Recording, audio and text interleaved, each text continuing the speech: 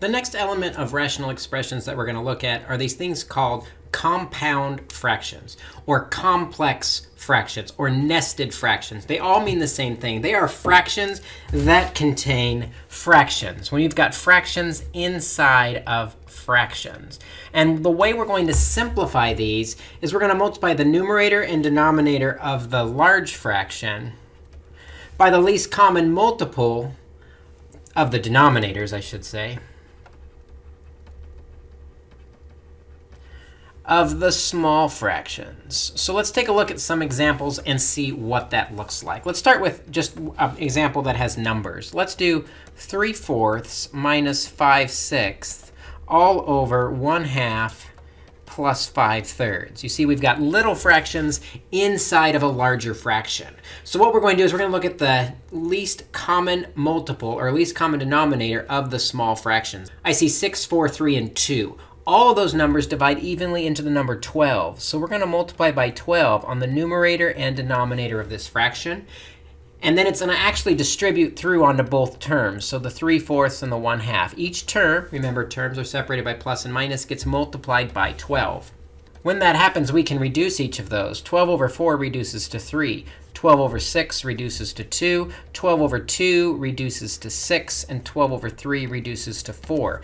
And so now when we multiply what's left, we have 3 times 3 is 9, minus 2 times 5 is 10, over 6 times 1 is 6, plus 5 times 4 is 20. And so simplifying that, we end up with negative 1 over 26 for our simplified solution.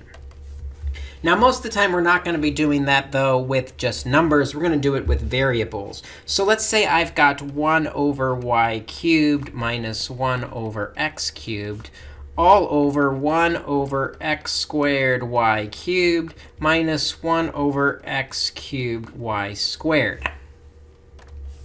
As I look at those denominators and try to find the least common denominator, I see lots of x's. And the most x's I see are x cubed. So I'm going to multiply by an x cubed on top and bottom. Looking at the y's, there's lots of y factors. The largest y is a y cubed. So we're going to also multiply by y cubed on top and bottom, and then distribute that through. X cubed, y cubed, and x cubed, y cubed.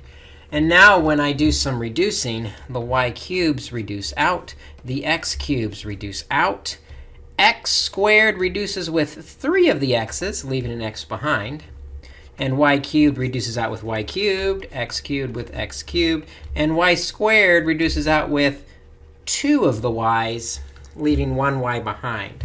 So now when I look at what's left, I have x cubed minus y cubed all over x minus y.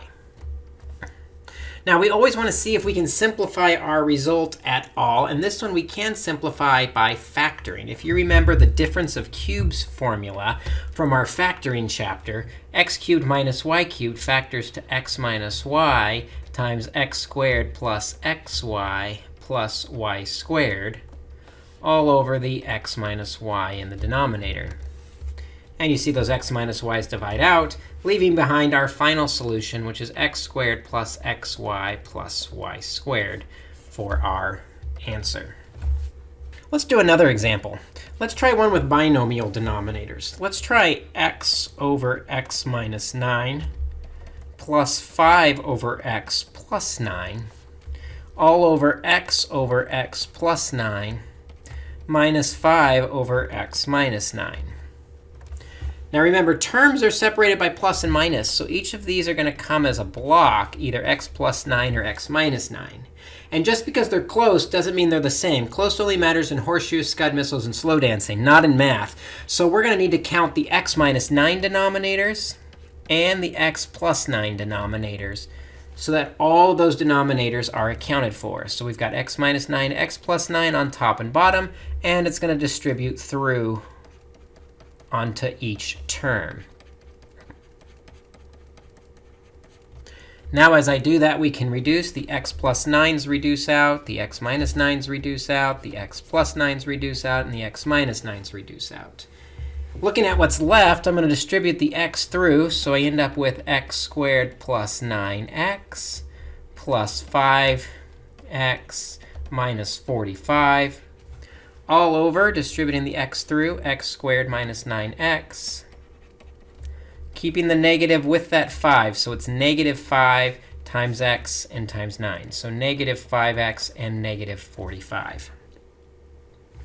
All right, let's combine like terms. And we're going to end up with x squared plus 14x minus 45 all over x squared minus 14x minus 45.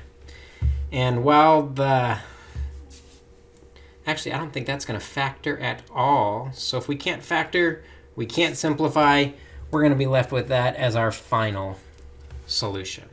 So the idea of these fractions and fractions is if we multiply by that least common denominator, it's going to simplify to something that only has a regular basic fraction, not little fractions within the bigger fractions.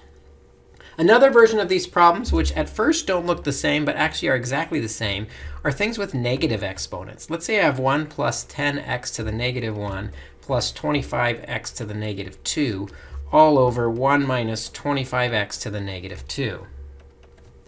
And now the key here is that a negative exponent moves the thing down, but it only moves it down within that term. Because of the pluses and minuses, they can't move between the top and the bottom of the fraction. So when we've got 1 plus, 10x to the negative 1 means 10 with an x to the positive 1 in the denominator. Plus 25x to the negative 2 is 25 with x squared in the little denominator. And 1 minus 25 over x squared again. So because of the pluses, they're going to create little fractions within that larger fraction. And now we can look at simplifying it in much the same way as we did before. The denominators all have x's in them, and they all have at least up to 2x's. So we're going to multiply by x squared on top and bottom, and that x squared is going to distribute through onto each term. Another thing to note is it also would be worth thinking, anytime there's a whole number, we can think about that whole number as over 1. So we do have denominators of 1 there. So then if we do any reducing, a single x reduces out with the x squared, leaving a single x behind. The x squareds are gone, and the x squareds are gone. So we're left with x squared plus 10x plus 25 over x squared minus 25. And as you might guess, we're going to factor this first to see if it reduces. This factors to x plus 5 times x plus 5 in the numerator. And the denominator, that's a difference of squares. That's x plus 5, x minus 5, which is going to allow us to reduce out the x plus 5s, leaving behind an x plus 5 over x minus 5. So those negative exponents create little fractions, and then we simplify the same way, multiply every term by the least common denominator, and simplify what's left. It's your turn to practice some of these. Good luck, and let your instructor know if you have any questions.